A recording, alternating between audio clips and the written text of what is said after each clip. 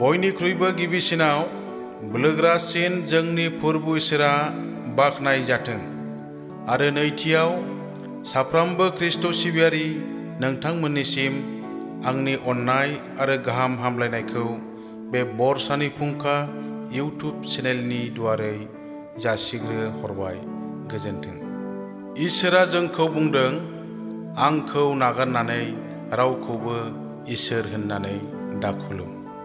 इसोरा जोंखौ बुंदों, मुर्तिखौ दाखुलुम। इसोरा जोंखौ बुंदों, इसोरनि मुंखौ नंखाय बाखाय दाला।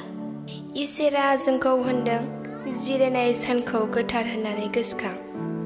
इसोरा जोंखौ बुंदों, बिमा बिफाखौ मान हो। इसोरा जोंखौ बुंदों, मानसि दासिथार।